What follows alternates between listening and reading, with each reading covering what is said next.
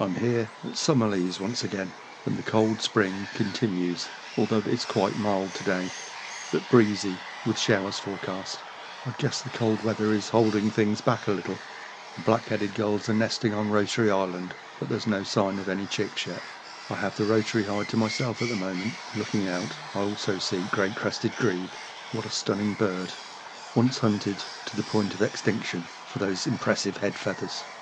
Also on view is this preening mallard. I haven't got a lot of time this morning, so it's going to have to be a fairly short visit. So let's check out the pioneer hide next.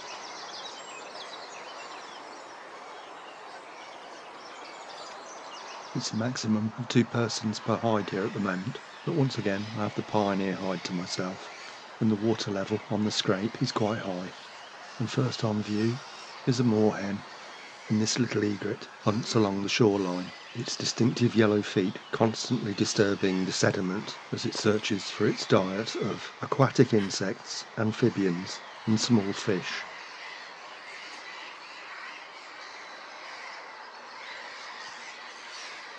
I'm hoping to get a view of a spotted redshank which has been seen here in full summer plumage, so I move on.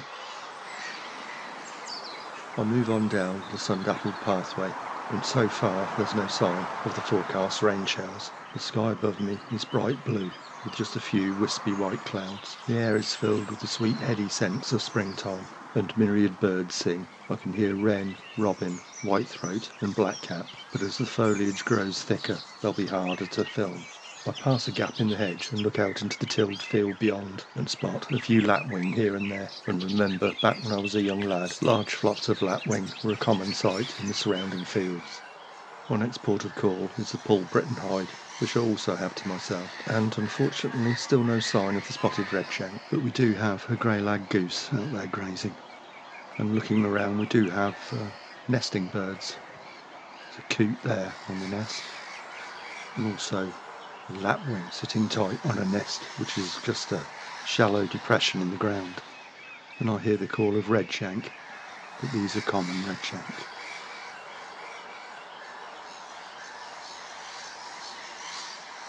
I move on past the butterfly conservation meadow, and I'm treated to the beautiful sight of a bright yellow carpet of cowslip.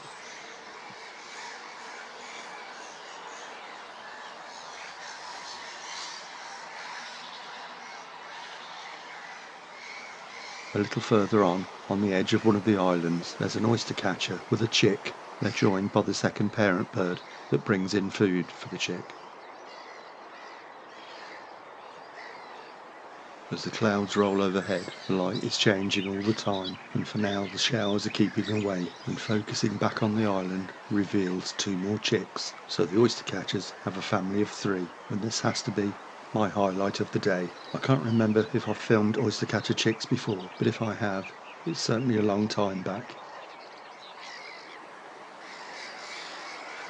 Above my head wheel the first swifts I've seen this year, and as the shower clouds roll in, the oystercatcher chicks seek shelter under the warm breast feathers of one of the parent birds.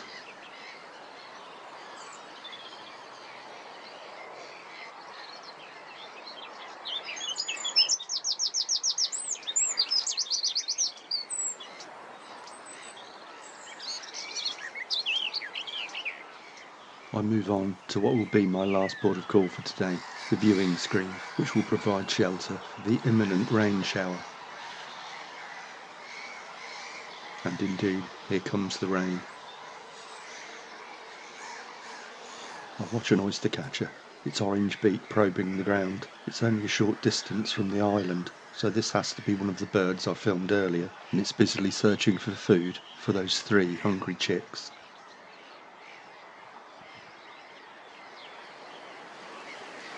There's a few species of duck on view from here. This is a male gadwall. There's also mallard and tufted duck, and it makes a change to actually see tufted duck on land, albeit only momentarily, as they've been agitated by the presence of this second pair.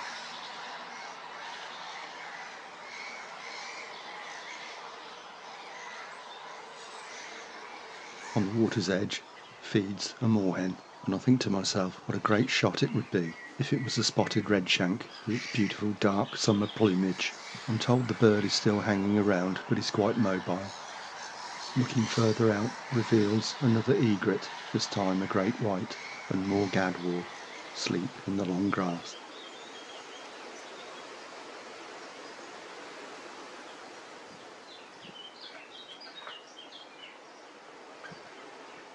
And then I see my first common tern for 2021, this pair on the spit and more in the air.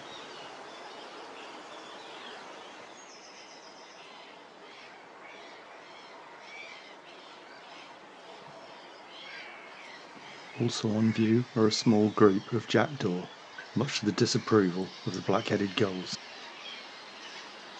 It looks as though the rain shower is over for the time being, so I'm going to head back to the car.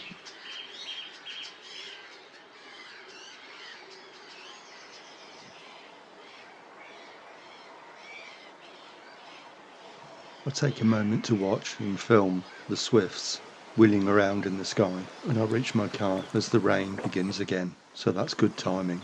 Thanks for watching, and I'll see you again soon.